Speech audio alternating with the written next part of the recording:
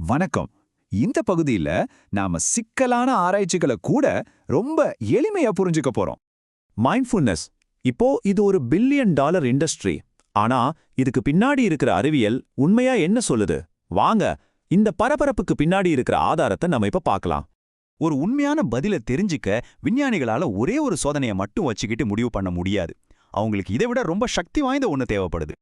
அதுக்கு பேர் தான் மெட்டா அனாலிசிஸ். இது எப்படின்னா ஒரு சூப்பர் ஸ்டடி மாதிரி. அதாவது ஏற்கனவே செஞ்ச பல தரமான ஆய்வுகளோட முடிவுகளை எல்லாம் ஒன்னா சேர்த்து ஒரு பெரிய உண்மையை கண்டுபிடிக்கிற ஒரு முறை. சரி, இதனால நம்ம மூளைக்கு என்ன நன்மைன்னு தெரிஞ்சுக்க ஆராய்ச்சியாளர்கள் என்ன செஞ்சாங்க தெரியுமா? ரேண்டமைஸ்ட் கண்ட்ரோல்டு ட்ரையல்ஸ்னு சொல்ற 111 தரமான சோதனைகளோட டேட்டாவை ஒன்னா சேர்த்திருக்காங்க. இது ஏதோ சின்ன ஆயுதம்னு நினைக்காதீங்க.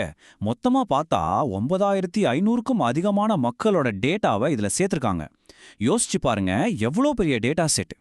சரி, இவ்வளவு பெரிய டேட்டாவெல்லாம் அனலைஸ் பண்ணதுக்கு அப்புறம் மைண்ட்ஃபுல்னஸ் நம்ம சிந்தனையில என்ன மாதிரியான தாக்கத்தை ஏற்படுத்துதுன்னு அவங்க என்ன கண்டுபிடிச்சாங்க? ரிசல்ட்ஸ் ரொம்பவே சுவாரஸ்யமா இருந்துச்சு. நம்ம மூளைய ஒரு கம்ப்யூட்டர்னு வச்சுக்கிட்டா அதுல இருக்கிற சாஃப்ட்வேர்ல சில முக்கியமான அப்டேட்ஸ் நடந்திருக்கு. குறிப்பா நம்மளோட கவனம், அதாவது நம்மளோட ஃபோக்கஸ், அப்புறம் ஒர்க்கிங் மெமரின்னு சொல்லுவோம்ல, நம்ம மூளையோட ஸ்டிக்கி நோட்ஸ் மாதிரி. அதுவும் மன நெகிழ்வு தன்மையும் நல்லாவே ஷார்ப் ஆகியிருக்கு. ஆனா இதுல ரொம்பவே இன்ட்ரெஸ்டிங்கான விஷயம் என்னன்னா, இந்த முன்னேற்றம் எப்படி வந்துச்சுங்கிறது தான். மக்கள் மனரீதியான வேலையில வேகமா செய்யல, ஆனா ரொம்ப துல்லியமா செஞ்சாங்க. சோ இங்க ஸ்பீடை விட அக்யூரசி தான் முக்கியமா இம்ப்ரூவ் ஆகியிருக்கு. சரி, ஃபோக்கஸ், மெமரி இதுக்கெல்லாம் ஓகே. ஆனா நம்மள பல பேர் சந்திக்கிற ஒரு பொதுவான பிரச்சனை இருக்குல்ல, ஓவர் திங்கிங். அந்த ஓவர் திங்கிங்கை குறைக்க மைண்ட்ஃபுல்னஸ் உதவுமான்னு விஞ்ஞானிகள் தெரிஞ்சுக்க நினைச்சாங்க. குறிப்பா அவங்க ரூமினேஷன் மேல கவனம் செலுத்தினாங்க. ரூமினேஷன்னா என்ன? அது நம்ம மனசுல ஒரு உடைஞ்ச ரெக்கார்டு மாதிரி தான். ஒரே நெகட்டிவ் எண்ணம் திரும்ப திரும்ப வந்துகிட்டே இருக்கும், ஆனா அதுக்கு ஒரு தீர்வே கிடைக்காது. அந்த சூழல்ல நம்ம மாட்டிக்கிட்ட மாதிரி ஒரு ஃபீலிங். இதுக்கு விட தேடும்போது 29 ஆய்வுகளை இணைச்ச இன்னொரு பெரிய மெட்டா அனாலிசிஸ்ல ஒரு விஷயம் உறுதியாச்சு. அது என்னன்னா, மைண்ட்ஃபுல்னஸ் பேஸ்ட் காக்னிட்டிவ் தெரப்பி, அதாவது MBCTன்னு சொல்ற ஒரு குறிப்பிட்ட பயிற்சி இந்த மனசுக்குள்ள ஓடுற இரைச்சலை கணிசமா குறைக்குதான். ஆனா இங்க ஒரு முக்கியமான விஷயத்த நம்ம கவனிக்கணும். நீங்க இதை எப்படி கத்துக்கிறீங்கிறது ரொம்ப முக்கியம்னு இந்த ஆய்வுகள் சொல்லுது. நேர்ல போய் கத்துக்கிறதும் இல்ல ஆன்லைன் மற்றும் நேரடி வகுப்புகள் கலந்த ஹைபிரிட் கோர்ஸும் நல்ல பலன் கொடுத்திருக்கு. ஆனா முழுக்க முழுக்க ஆன்லைன்ல மட்டும் கத்துக்கிட்டது அந்த அளவுக்கு பயனுள்ளதா இல்ல. இது ஒரு பெரிய வித்தியாசம்.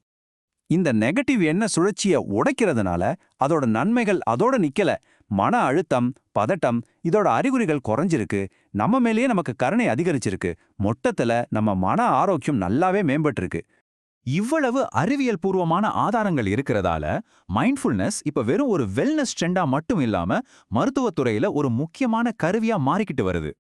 இப்பெல்லாம் பொது சுகாதார அமைப்புகள் கூட இதோட முக்கியத்துவத்தை ஏத்துக்க ஆரம்பிச்சிட்டாங்க. தி மைண்ட்ஃபுல்னஸ் இனிஷியேட்டிவ் என்ன சொல்றாங்கன்னா, மைண்ட்ஃபுல்னஸ்ங்கிறது ஆதாரத்தோட நிரூபிக்கப்பட்ட, எந்த விதமான களங்கத்தையும் ஏற்படுத்தாத, உடலுக்குள்ள எந்த பாதிப்பையும் உண்டாக்காத ஒரு சிகிச்சை முறைன்னு சொல்றாங்க.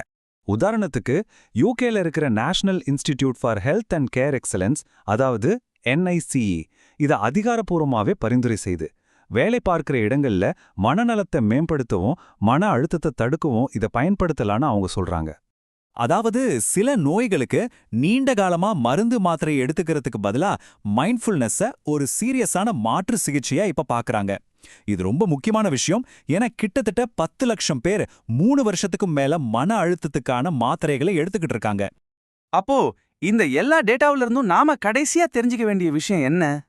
நம்ம பார்த்த ஆதாரங்கள் எல்லாம் ஒரு விஷயத்தை தெளிவா காட்டுது. ஒரு பிரபலமான ட்ரெண்டா ஆரம்பிச்ச ஒரு விஷயம் இப்போ அறிவியல் பூர்வமா நிரூபிக்கப்பட்டு அதிகாரப்பூர்வமா பரிந்துரைக்கப்படுற ஒரு சிகிச்சையா மாறியிருக்கு. இது வெறும் விளம்பரம் இல்ல, நிஜமான அளவிடக்கூடிய பலன்களை கொடுக்கிற ஒரு பயிற்சின்னு இப்ப நமக்கு புரியுது. இது கடைசியா நம்ம மனசுல ஒரு ஆழமான கேள்வியை எழுப்புது. நம்ம கவனத்தை ஒருமுகப்படுத்துற இந்த ஒரு சின்ன பயிற்சி பொது சுகாதாரத்தோட எதிர்காலத்தையே மாத்திர சக்தியா இருக்க முடியுமா?